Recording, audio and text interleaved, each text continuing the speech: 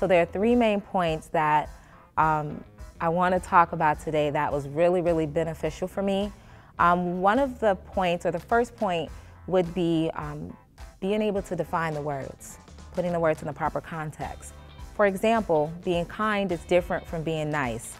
And once you get in that particular mindset, it changes everything. The way that you look at the words, the way that you're reading the book itself. That was huge for me. That was very important. The second thing that I really, really liked was the practicality of the book. And what I mean by that is Pastor Jackson didn't just write a book and give you a whole bunch of words, but he gave you some practical steps that you can use today when you leave here and you go to Starbucks and you talk to the person in the line, or if you're in one of those environments where, you know, you have to reprimand people, if you will. It's just very beneficial to, know how to do something versus just being told what to do. The third thing, and I think probably the best part about the book, was the references that you're able to use biblically. And what I mean by that is, you hear the word kind and you hear kindness and, the perspective that Pastor Jackson has, but then he references the Bible and what God says, and it makes it bigger than you as an individual or even the person next to you.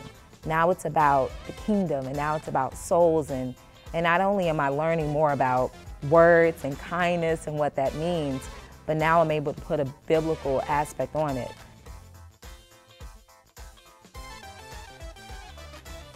The reason that I started coming to church wasn't the fact that the church people were nice, because that's different from being kind. It was the fact that I saw my brother change. And it was because the kindness of pastor authors, being able to speak to him as a father and speak into his heart, that he saw the fact that he cared. Because of that, he communicated that to me. So when I started coming to the church, it wasn't just like, oh, I know Jesus, I love Jesus. It wasn't that. It was, man, why is my brother so kind?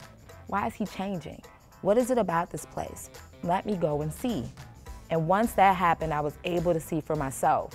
But before that act of kindness, there was nothing that he could have said to me that would have changed my heart to Christ. So one of the really beneficial and strong things about this book is before you can win anybody to Christ, before they are even willing to listen to you about Jesus, anything, they have to know that you care. And that sacrifice of kindness, that when they have an attitude coming up and say, hey, you look tired, here's a Red Bull. The smallest things can make all the difference. So now their heart is open to hear what you have to say. And it's at that point that they're getting, or they're able to receive what you're communicating to them. And that, I think, is a fantastic example of the law of kindness in action. Buy the book, get the book, it's worth it. If you're in a big setting, you're in an office setting, it's something that everyone should get, whether you're a Christian or not, doesn't matter. The law of kindness is a law. It works in any area. Understand what that law is and get the book, because it's so worth it. I promise it'll be worth the money.